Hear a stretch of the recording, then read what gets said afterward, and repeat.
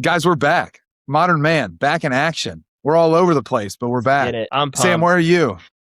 Basement of my father-in-law's house. I was thinking more like Yeah. city and state, but Oh whatever yeah, works. Des Moines, Iowa, Urbandale or Johnston, Des Moines. Iowa to be. Is that different than the last time we Precise. were recording Modern Man, or is that the exact same? It's different. Yeah, we used to be in Centerburg, Ohio, Johnstown, Ohio, Johnston, Iowa. Similar. Yeah. How's the move been, man? Yeah. You settling in all right? Yeah, it's been good for the most part. It's everything doesn't come without its hurdles, but it's easy when you have a passionate project you're working on. So I'm loving the work I'm doing, and it's good to be around family. So I'm loving it. Yeah, I was telling someone the other day, I'm like, I don't know how to tell people that I'm like the happiest I've ever been, but pretty much checks out. True. Pretty darn happy. Yeah, we'll have to get into some of the work stuff as we dive into the topic. Where are you at, Noah? I'm in a place I've never been before. I'm in Greenville, South Carolina. So nice. It is beautiful out here. I don't know if any of you guys have been, but this place. Love South Carolina. Nina and I honeymooned to Charleston. Are you guys between Atlanta and Charleston? Like, would you? Dude, I have no idea. I don't know where that's at all. I'm guessing. We flew in tonight. We're going to look at a sweet property, but we flew in tonight, and we literally flew into just the sunset over these mountains, and I was like, "This place is insane." Come on, the Appalachian Mountains, baby! It's a cool spot, so I'm excited to. We got some fun things planned for tomorrow, and I'm excited for it. Sweet, that's cool. I'm currently in my basement. The wall over this shoulder, that's the Ohio State Buckeyes winning the 2015 national championship, which is a big deal. And then I got some other pieces down here, but I'm a little more settled than you two, at least tonight. I feel like we all travel quite a bit, but excited to be back with you guys. This is awesome. So Iowa, South Carolina, Ohio, but I guess where I wanted to start tonight was just a little bit about maybe our excitement to be back, and then dive into a topic. So I think the topic that I had for tonight, and I had sent over to you guys, was just a conversation around what the ultimate aim of being a man is. So becoming the sons, the brothers, the fathers, and the patriarchs that we were made to be. I think we can throw in husbands to that too, but I was just really thinking through the ultimate aim and how we can get caught up in all these different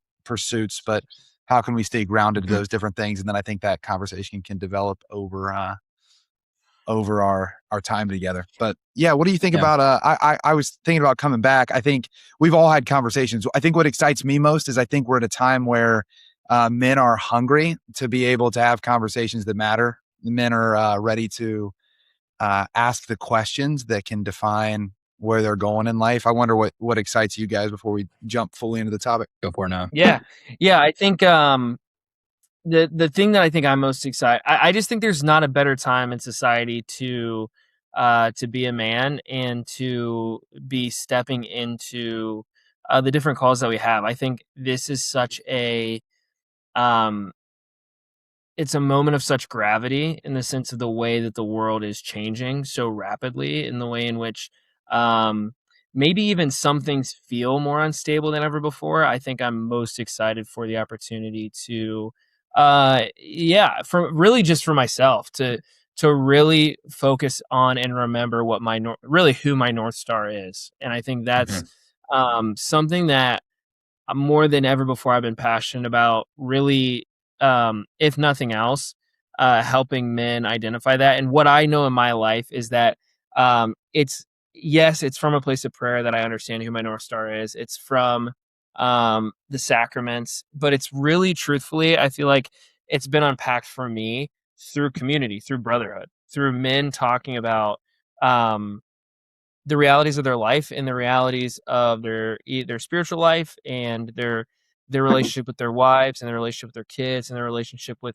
their communities. That it's really challenged and impacted me and helped me unpack what I'm experiencing in prayer and in the sacraments in my real life. And so if nothing else, I just hope these moments just stand the test of time for really unpacking what it looks like to walk out what our beautiful church and our faith calls us to. So I'm fired up. I'm super excited. And I hope, again, more than anything else, I've been saying this since day one. My prayer for this, my hope for this is just that men, I don't even care if they get anything from us. I think my desire is for men to walk away from this and begin to have conversations with the people in their life. Yeah. We need connect more than ever. And if we can kind of try to figure this thing out together, I think we're going to be a better society and a better church because of it. I love it. No, I love that. And I agree. I think, what I was thinking on when you prompted that, Brad, and I had to kind of take my head back there for a moment was late February. I called you, Brad, about 5 a.m. local time for me because you and I both had the gift to MC 2 separate men's conferences. And you were in Columbus, I was in Des Moines, and collectively that day we were in front of about 3,700 men that were striving to become better fathers, husbands, men. And I think that is a part of my daily life. Like I'm constantly across the table from men that are striving for that ideal. I myself am striving for that ideal. We are striving for that ideal. And I think there's something to that. It just gets me excited when we have conversations like this, when we talk about topics like this, when we think about modern man and what we're trying to accomplish here. It's like both the minute of the daily life decisions that are compounded over time, but then additionally, those wide funnel moments where it's like, man, if you could really catch on fire like that day, 3,700 men that give their life to Jesus and say, I want to be all in. And you think about that, like throwing your weight into the fight, like that whole idea of like, I'm not going to be just an apathetic bystander that just sits on the sideline and watches life pass me by, but I'm going to throw my weight into the fight and become something more for the people in my circle of influence. So I think that's what I just love about this. Like I think I can be such an impatient person sometimes. Like I'm someone who wants to shoot before aiming sometimes, and I think more of a scatter shot than a precision shot. And to be able to have the last couple months of transitioning out of Ohio, and for us to have a podcast that looks a little bit different, but in some ways is going to look very similar. To be able to not give up on something just because it's perhaps got to take a different form. So I'm super excited to have these conversations on a regular basis still. And I think that it's just all a part of what I just said. It's the movement of helping men become the men that they're designed to be.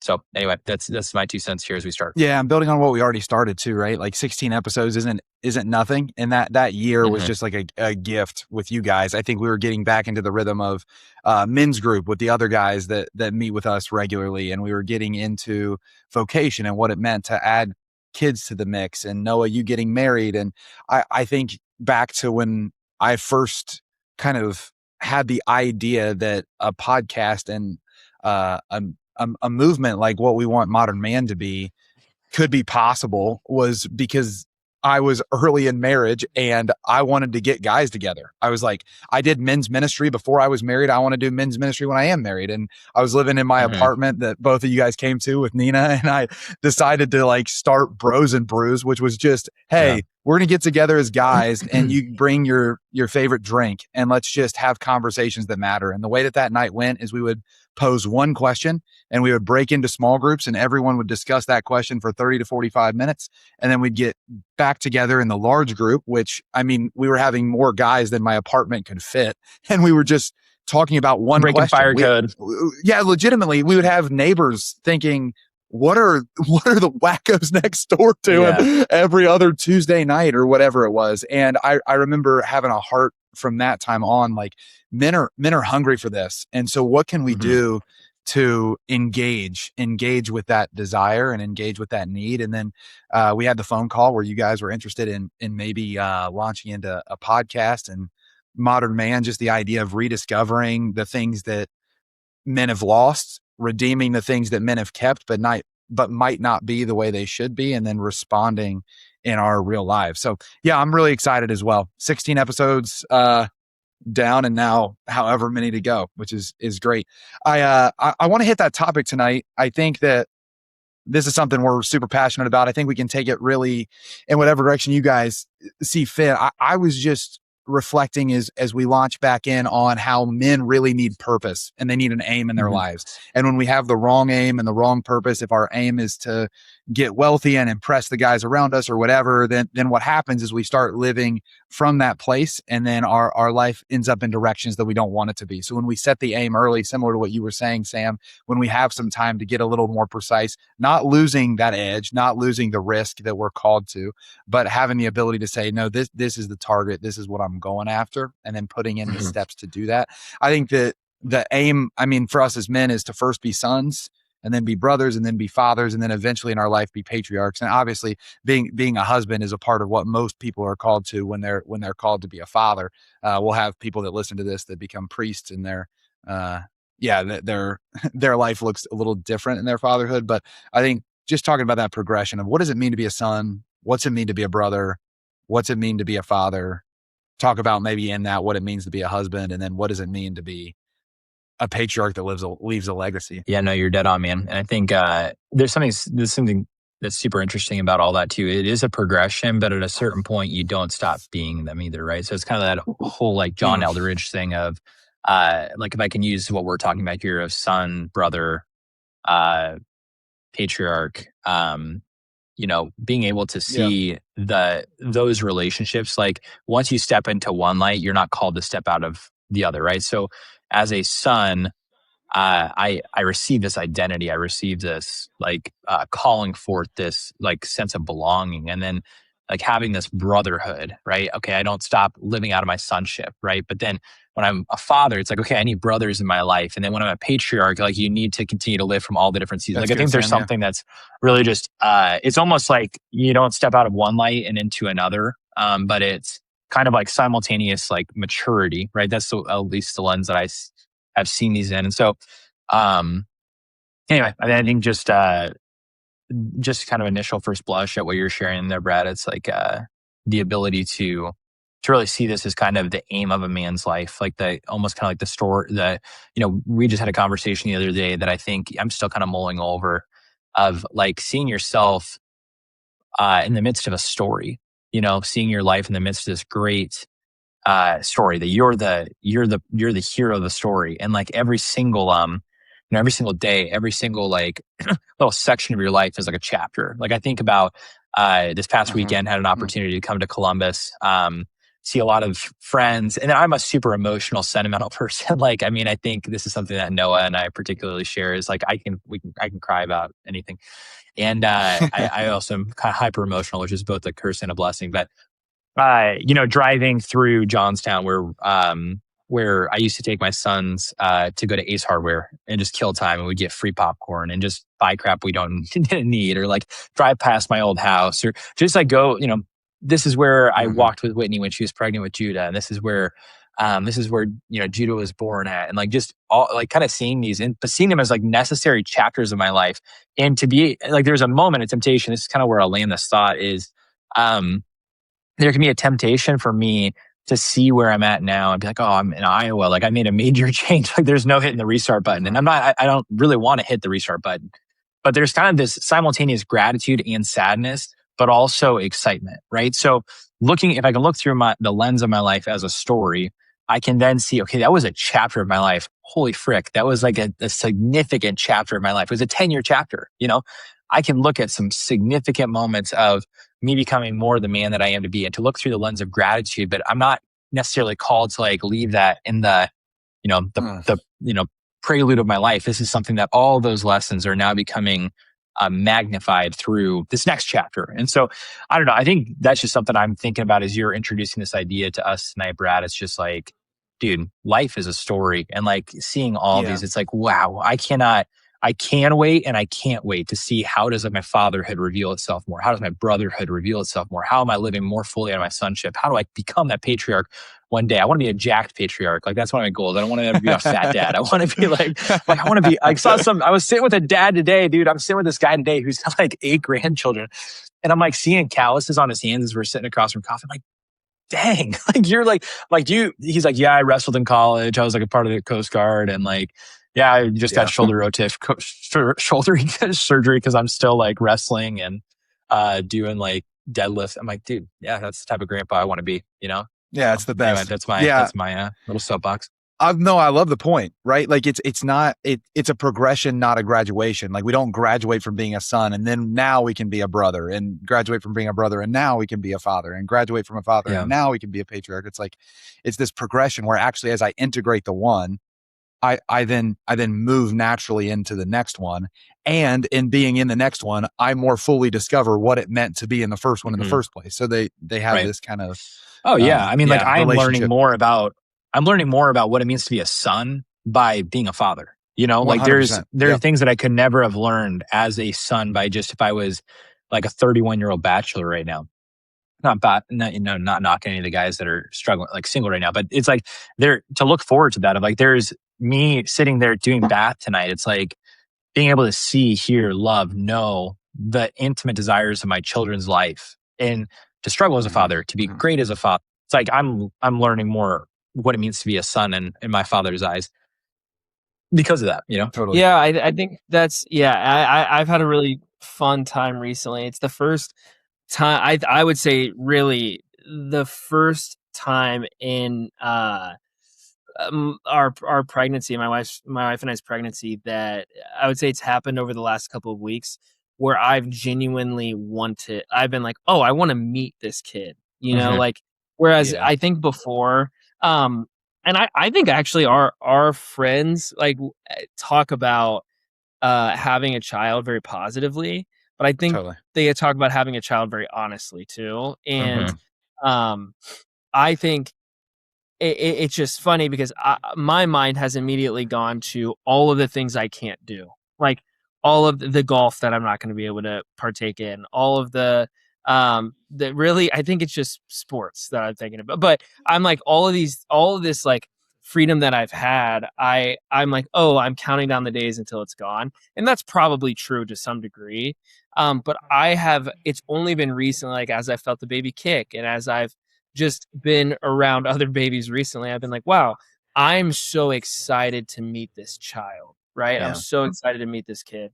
And I think it is flipped a lot of my a lot of my sonship on its head, in the sense of like um it I like, and I think a million people, and I've heard a million people talk about it, and I would say I've always just been annoyed by it because I'm like, you're just happy you had a kid and you're just excited. But everyone talks about how like when they have a child, they understand the love of a father so much more. And I think Mhm. I never anticipated this feeling of like, wow, I'm so eager to meet this person. Yeah. I think it's changed a lot of the view I've had on the way in which I've operated as a son, because I Mhm. think I've always operated as a son as like, um, yeah, like God, we are really good when I'm good. And I think I do understand that he loves me in the midst of everything, but in the midst of him actually pursuing me, in the sense of like I'm really eager to be with him, has been just a brand new area for me to feel, I think, for really the first time Mhm. in a real way. And so it's been a cool experience in that regard, just in a spiritual journey.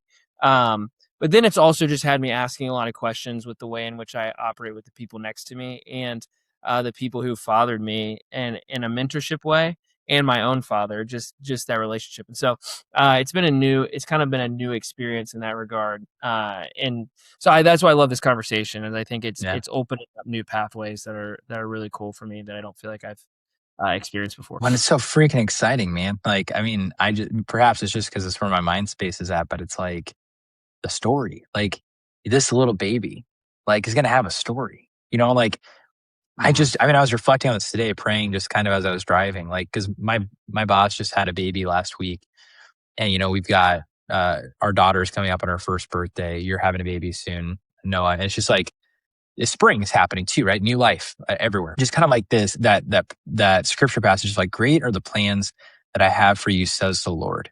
You know, like that whole idea of before I formed you in the womb, I knew you. Like every single one of us predestined before the world began by a father who knows us, loves us, and knew we were going to be here before the stars came into being.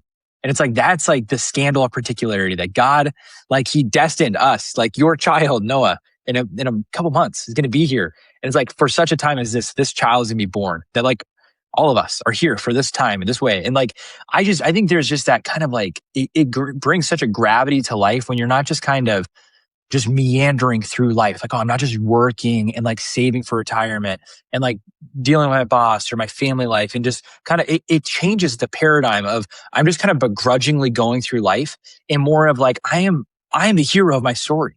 Like my children. And there's a gravity to that. And maybe I just feel this because I meet with so many guys, but it's like, I'll meet with men who are on the other side of their story. Like I'll meet with men who it's like, yeah, their kids don't practice the faith anymore. That sucks. Like that absolutely sucks. And it'd be like, oh my gosh, like the daily choices that I make, because it's true. I mean, like, I'm co-authoring the story with him, right? Like God is the author of our life, but he's inviting us to co-author with him. It's like those choices every single day, compound interest of who is my son going to become? You know, who's my daughter going to become? It's like that stuff doesn't just like happen by accident. You don't just have great kids on accident. Like it's a very, very intentional decision.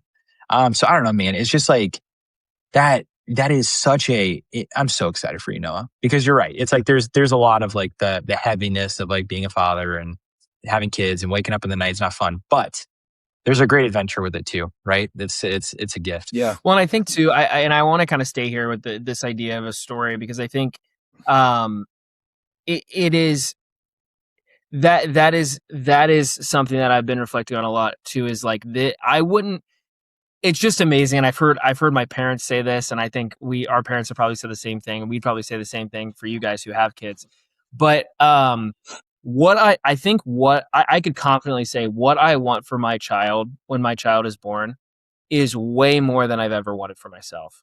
And I think there's a reality that that's something that's just I've been wrestling with, is like, wow, what I want for my kid is for my kid to never waste a moment, to see every moment as this awesome opportunity that won't ever be given back.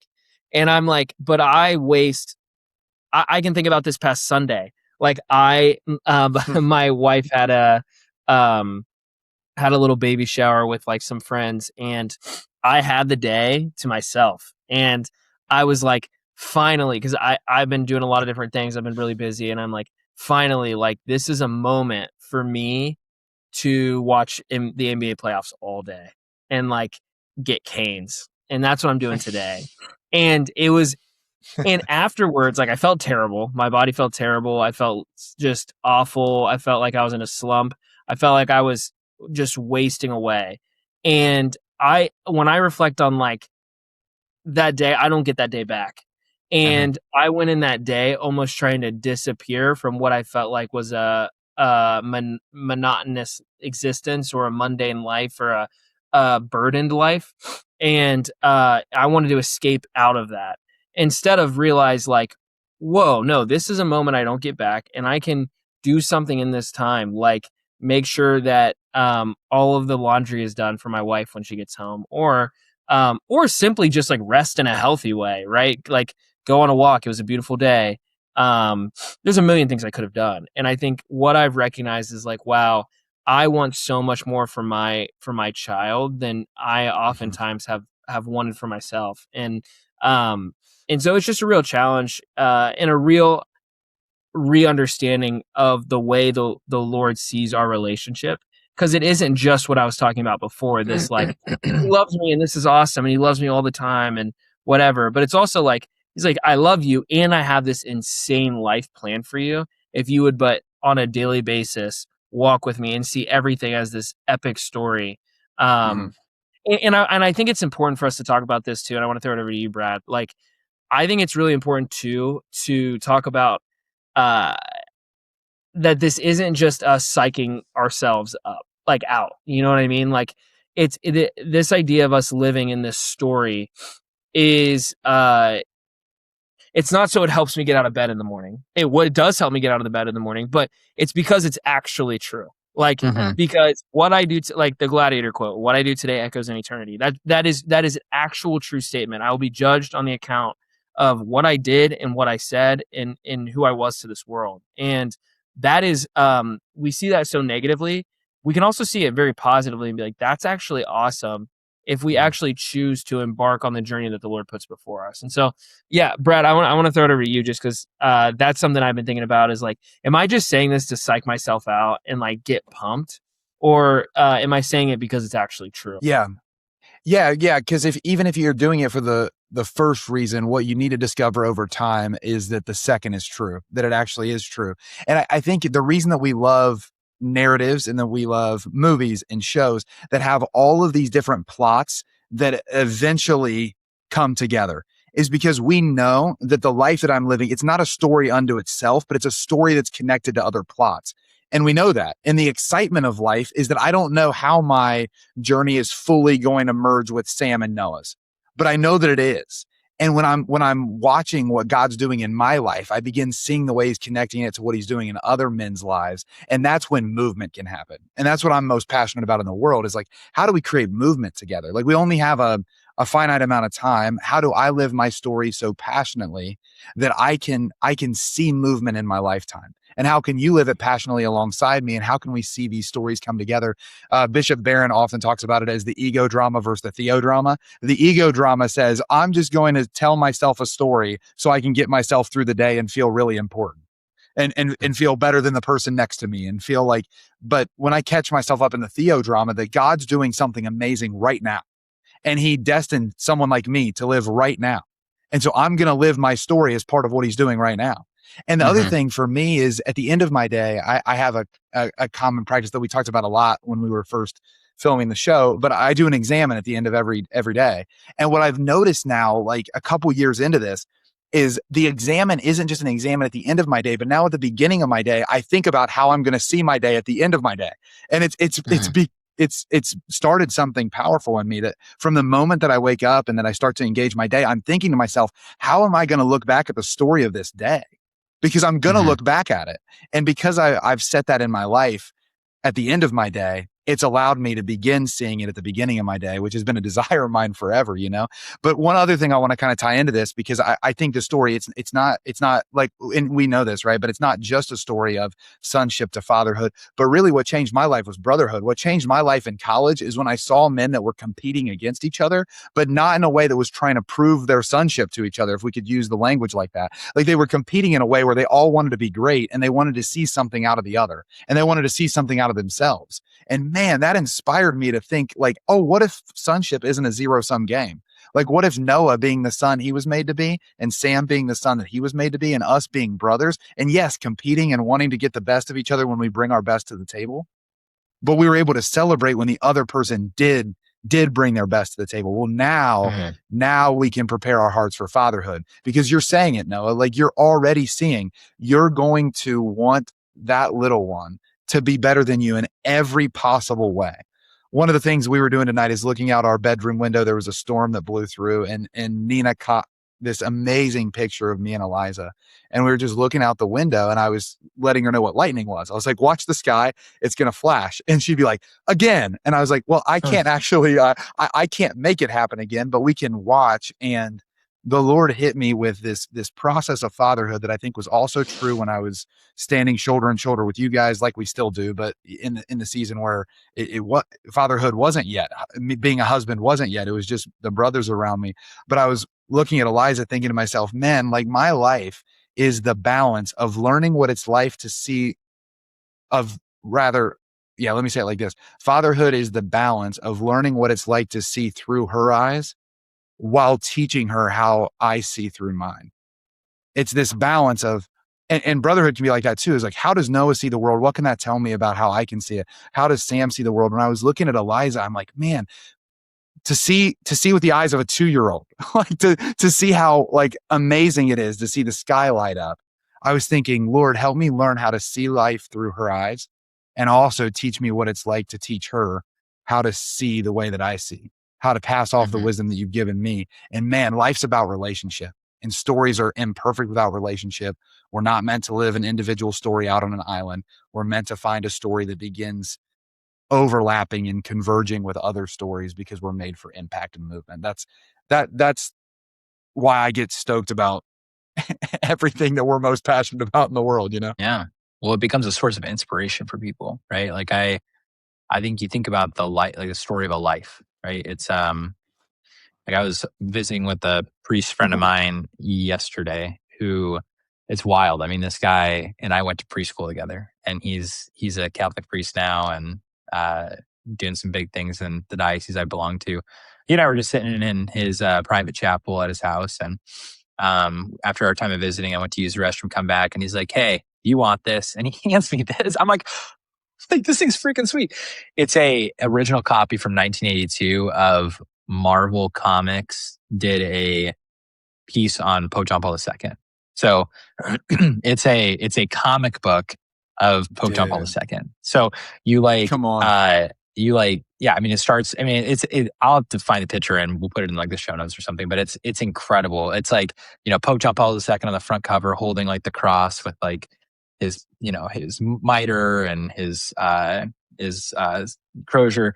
And it's like Pope John Paul II. And then it's like from his time in early Poland through his assassination attempt. And literally, I mean, you're just reading. That's been bedtime story the last 2 nights with Judah. And Leo doesn't really care too much, but sitting there with Judah is at 5.5, 6 years old. And we're just taking it 2 pages at a time, but it's action. Like, it's like, he's like, yes, he, did this. And then he became like an actor. And then Hitler comes and who's Hitler? And it's like just this, being able to kind of really see when you see like the breadth of someone's life who participates in the theodrama, right? To your point, Brad, it's not just about this ego drama of like, how much money can I accumulate? How easy can my life get? What can I get from life? It's okay, like seeing yourself as an instrument of God, that God wants to take possession of my life. He wants to be the Lord of my life. And then through in doing that, like he can do infinite things through me because he is an infinite God. And when that story is told, like that is, I mean, it's inspiring to other people. I mean, I think about the countless people that I hear or talk to that it's like, we can point to one moment or one person or something in their life that it's like, that is what inspired me to go all in for Jesus. Or that's what inspired me to come back to confession. Why don't you share a little bit about that? Because we haven't told everybody who's listening like what you're doing now. You're working with Forge, working with men in Iowa. Like story. I mean, you're hearing stories all the time. So I just, as you're kind of like the guys that I sit with, I'd love like what's that revealing to you in this regard? Yeah, no, for sure. So I mean, 2 months ago, almost 3 months ago, made the jump from a long time role with Damascus, an incredible mission and apostolate that both Brad and Noah work for. And then that's where, the three of our stories really kind of came intertwined together was, summer of 2017, Brad and I and Noah served together. I mean, you guys were kind of had already wrapped up your first mission year with Damascus and hopped on board there and served there for, almost 10 years. And God just called me, out of one light and into another. And it was kind of this opportunity to be able to move back to Des Moines, Iowa, where I'm from, or where my wife is from, and to be able to really kind of coalesce with a vision that I felt like God had been planning on my heart for a long time of being able to be all in ministry, but to do so and then through the lens of influencing men, and by doing so, influencing the lives of their families and children. And so I really believe that we've got to have, spirit-led leaders in all facets of the church. And this was just, I think, God tapping me on the shoulder and being like, hey, I'm going to take you from where you've been and where you've been comfortable, and I'm going to bring you into new mission territory. And I want you to start claiming the hearts of fathers and husbands. And by doing so, help restore the heart of the family and the church. So for the last 3 months, I mean, it's been just day in, day out, meeting with men, hearing men's stories, being able to help them in a walk of discipleship. But then also one of the big, the like guiding light of Forge is men's small groups, men who meet on a bi-weekly or monthly or weekly basis, that they're doing exactly what we're talking about. You think about the drama of your life, and it's like how isolating it must be if a man is struggling in his marriage or struggling with his kids or doesn't know, like has purposelessness or doesn't feel like he knows how to handle a situation in his life, and he has to do that all by himself. And it's like to be able to put a man in a context where he has brothers, right? He can learn what does it look like to be a son. He can become a better father. I mean, there's a whole freaking course called Patriarchs, for goodness sakes, that we do with the men at Forge. And so being able to really like invite men into that story of how are you going to really sharpen yourself to become the man that God has created you to be. So I think just kind of as by way of introduction, that's what I'm doing now. So when I say like hearing all these men's stories, it's like, it's a really privileged place because I don't take that lightly at all to be able to hear men who have gone through some really, really hard stuff in their life and have chosen Jesus in the midst of it. I mean, oftentimes I'll come back to just inspired in my own faith walk because it's like, gosh, I mean, there's so many men. Like, I think so often we can hear how the church is shrinking, or we can hear how the church is hurting, or we can hear how the church is not powerful anymore. And it's like, God is still doing amazing things, man. And like when you can break open the ability to just sit with someone, like I sat with a dude for 2 hours this morning, and it's like I never had the opportunity to do that, to just like sit down with someone and be like, dude, tell me your story. Like, how did you get here? And just to be able to like to walk with him in that, and to be able to call him further in his story, like it's just a huge gift. So I think anyway, that's kind of what I'm doing now. But yeah, I mean, I think that's the conviction. Live your story. Live your story. I was, the reason I was asking that is because it's crazy how the story of your life has led to this moment. Like, I think about when you moved to Minnesota for Damascus and then moved back. And then, so you've already seen that yeses to the Lord shift your story. And you're talking to guys who are having shifts in their story. And if you're listening to this episode, wherever you're at in your story, God can do something. I just had a conversation recently with Father Boniface Hicks, and Father Boniface was like, it was crazy. He was talking about a priest friend of his who had only become Catholic because his dad was in prison, and his dad in prison had a conversion experience. And then his dad came out of prison, and then he had a conversion experience, and then he ended up Catholic, and then he's a priest now. And it's just wherever you're at, God can do something with your story. Just own it. Know where you've been, build up to where you are now. And then where are you going to go from here? So if you've never reflected on what does it mean for me to be the son that I was made to be, start asking that question. Like I have a heavenly father who loves me, and then start from that relationship, and then see how that could affect a broken or maybe divided or not ideal relationship with your earthly father. And what could it look like to be a son, and a humble one, and a servant hearted one? And what would it look like to be a brother from that place of sonship? And then how could we build that into what it means to be a father? And then eventually get to that place where we're the patriarch, the sage, the legacy builder, the one who has lived a life of movement. But I just think it's really cool how the Lord has taken you through a lot of chapters of the story to now sit with guys who are in different chapters of their story. And I think that's kind of a calling card that this far in your transition out there is live your story. What do you think about that, Noah? Well, yeah, I think I've noticed, I've been reflecting just as we've been talking. I think I've been just giving us like Kanye West like streams of consciousness this whole time. But I think I think as I'm hearing you guys talk, I'm putting the pieces together, and I really think the beauty, and Brad, maybe you said this in a different way, and it just took me a minute to catch on, but I think the way I'm really seeing this play out too is just that we are first son, and we kind of figure out who we are.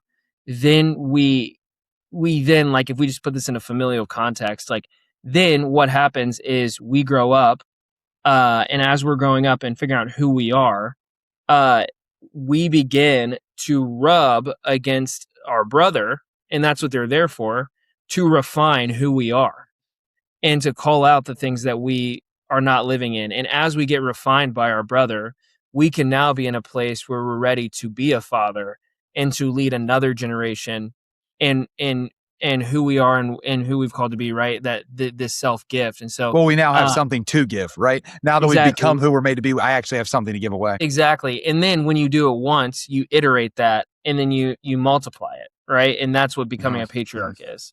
And I think like it's almost like the same as if I start a business, right? I'm starting a business because I'm finding something out about myself, right? I'm finding out, like, you when you build a business, you build your identity, who you are. Then you go into the market where there's even people in the same industry as you, and you're learning from them, and you're getting refined by the industry. And like I have a good amount of friends who are there. They've started their own businesses, and all of them are in groups of people who do the same thing because they're trying to learn how to do what they do better. So they may meet with people in their industry to get tips and tricks, and to also be challenged and be like, oh, I just made a stupid mistake. I shouldn't have done that. And then they learn how to do that business well, so much so that they can start bringing somebody under them to do the business better than they did it. Then following that, that's when you start to have, just in a capitalist market, right? You start to have franchises, and you start to grow that, and it multiplies and multiplies, and you're kind of at the top there. And so I see the same thing with Yeah, it this works at idea every of level. son.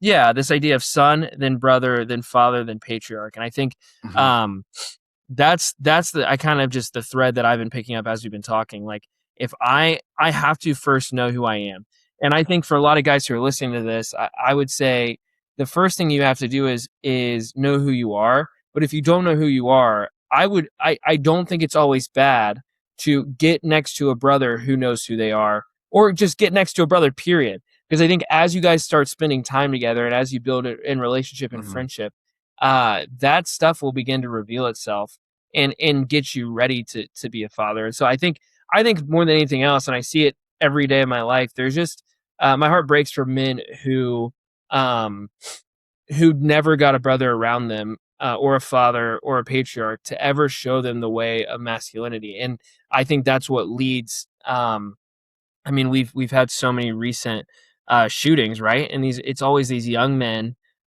who tend to be leading some sort of lonely life and never Yeah, knew that's how right. to take out, never knew who they were, never had anyone to refine that in them, never had anyone to call that out of them, and never had anyone to give them wisdom in who they are. So then they grow up completely lonely, and they miss the phase of knowing who they are as a son, of having a brother that refines them.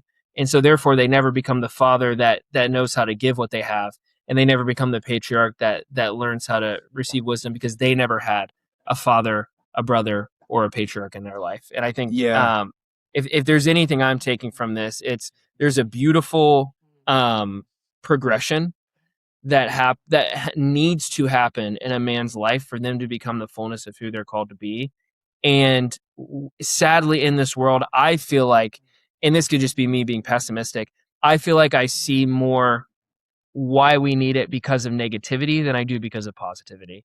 And I Yeah. think I think I've been really encouraged recently to just dream bigger and to say, what if we did have a world where men knew they needed this, not because bad things kept happening in the world, those will always happen, but because they actually saw men rise up and be who they're called to be as a son, brother, father, and patriarch. Yeah. Let me paraphrase what I'm hearing you say, because then I want to turn it into a question. I loved how you stated the progression. What I'm hearing is, as a son, you should discover who you are.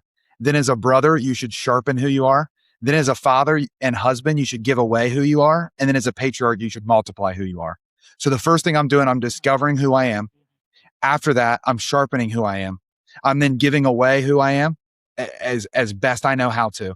And then over time, in the dance of all of that, I'm learning how to multiply who I am. Yes, of course, in my spouse and in my littles, and also in the men around me, in the community that I've been entrusted with. And I wonder, the question I want to ask is, when you guys hear that, like, what would be some of the things that you're convicted about on how to do these things? Like, how do we get better at discovering who we are? How do we get better at sharpening who we are? How do we get better at giving away who we are? How do we get better at then multiplying who we are? And I know all of us are kind of in the early stages of learning what it means to multiply who we are, but yeah, I wonder how that Yeah, no, this is a really good question, Brad. I think the thing that kind of comes to my mind, and maybe this is just fresh in my head because the conversation I had this morning was kind of around, this idea of what I'll coin as patriarchs, but it's different from kind of what we're talking right now of patriarchs in the sense of being like in the elder statesman of your life. But like when you look through the lens of scripture and you see what we would call the patriarchs of scripture, right? Adam, Abraham, Isaac,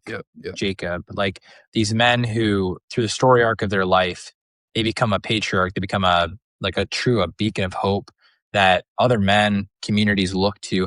In particular, Abraham, like I was just thinking about Genesis chapter 12, 15, 17, and 22. Like in that, we see the entire promise that God gives to Abraham of you will be given a great name. You'll be given a great nation. You'll be given a worldwide blessing. I'll bless all the nations through you. Like there's this great kind of privilege that God gives to the heart of Abraham that by definition is given to the heart of men, right? So to be able to see through the gift of your life, like this great name, it's not because of Abraham, it's because of you're made in the image and likeness of God. Like we have an indelible mark given to our life, right? There's something of our name there, right? And then a great nation will be given through us, like that fruitful and multiply, like that.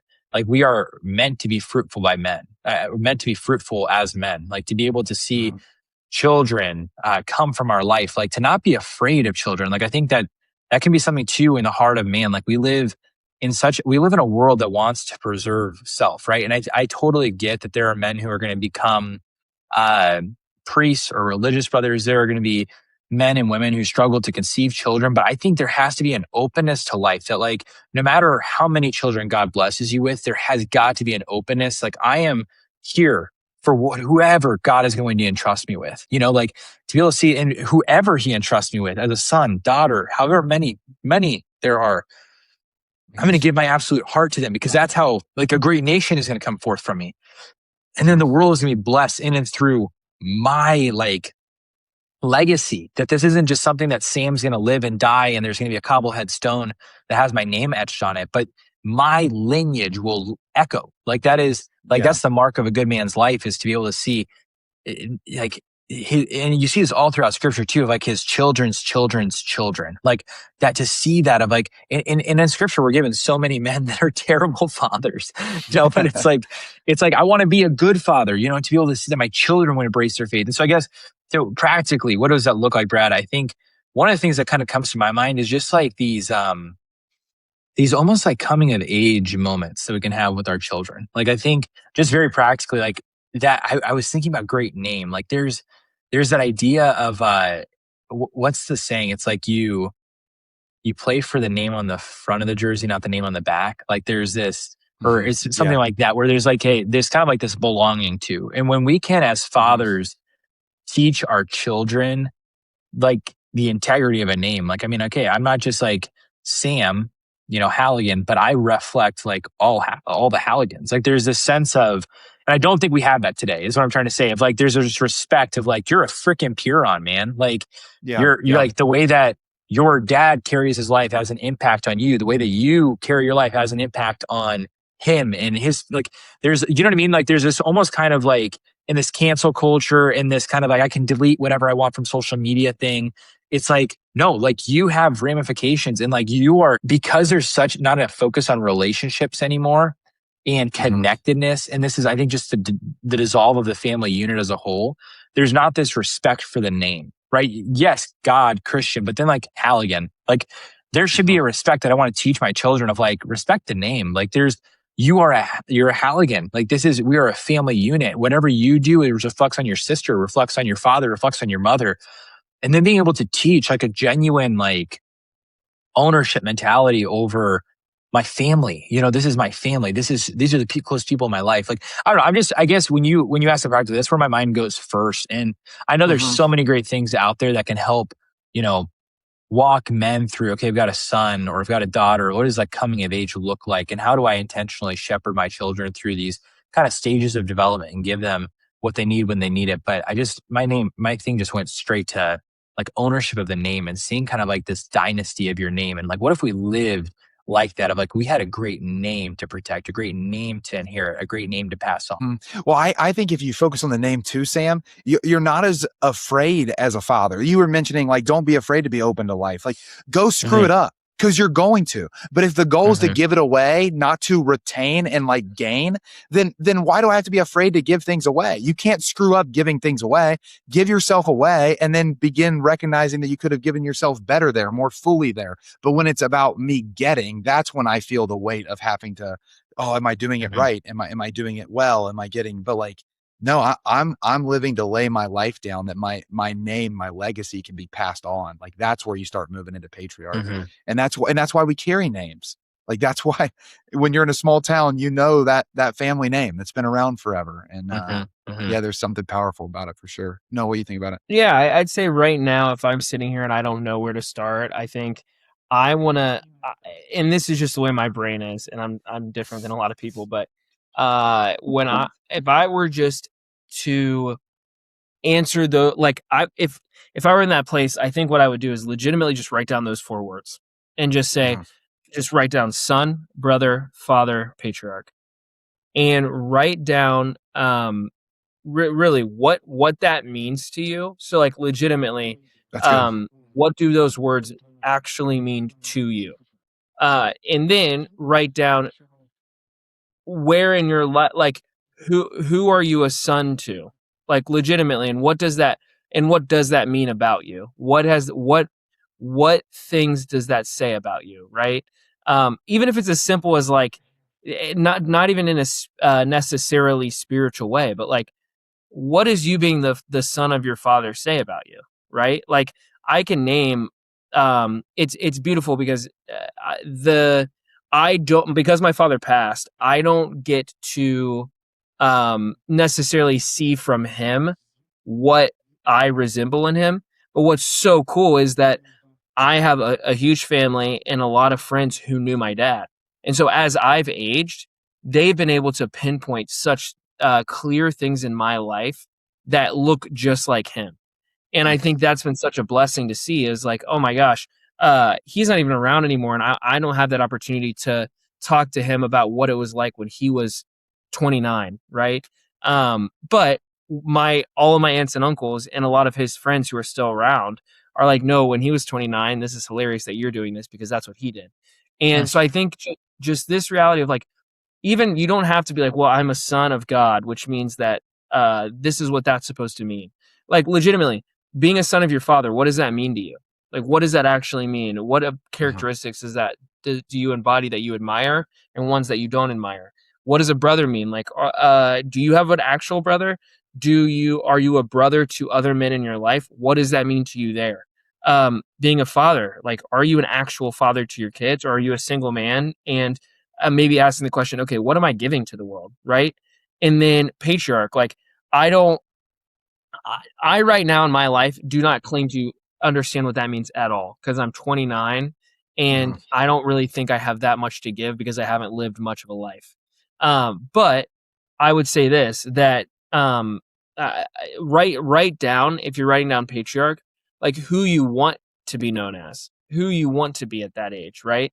I was told this by somebody who is I think is pretty wise.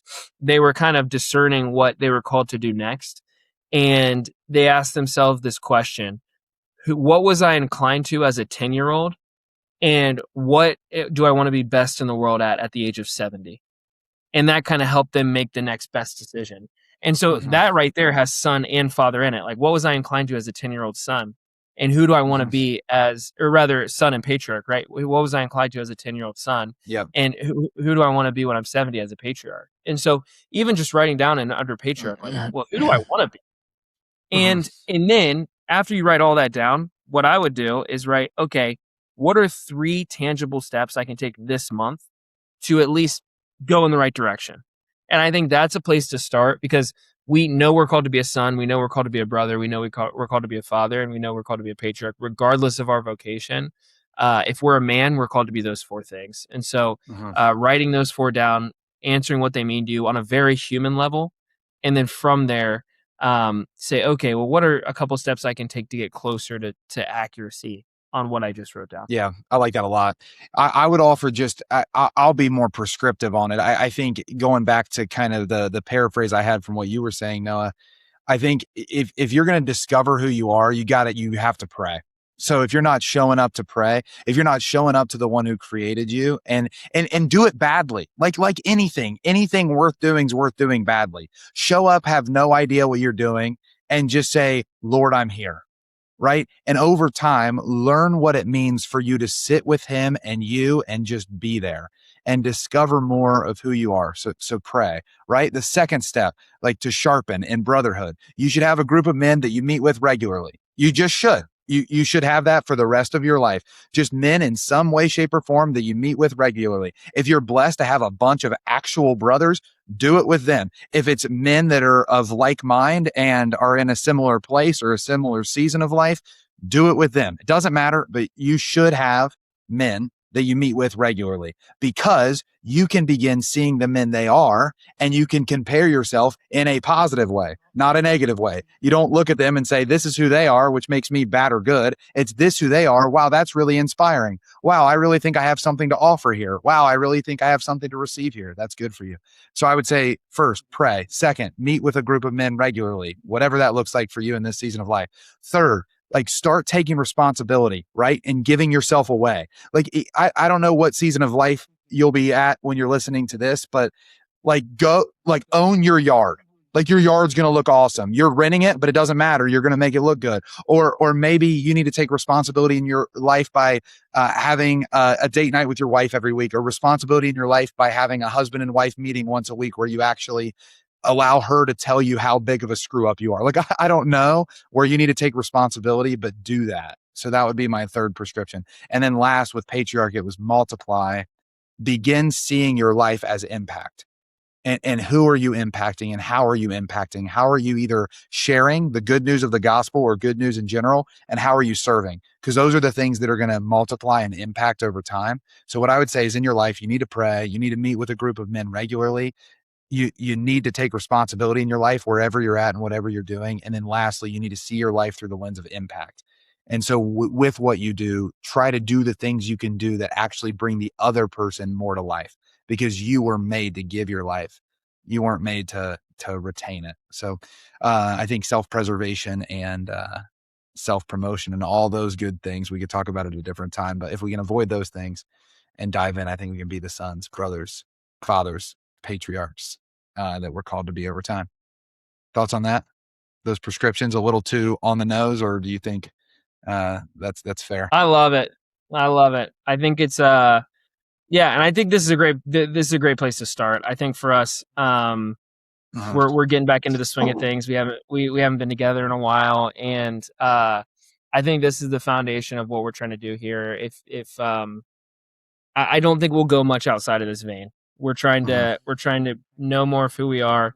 We're trying to be men who walk together, and we're trying to be men who give their lives and have something to give at the end. And so I think this is spot on. I think anyone who listens to this and hears us veer out of this, challenge us in it and tell us to get back, because this is what life's about for men. And I hope that every one of us is blessed by this. I know that I've been. So amen.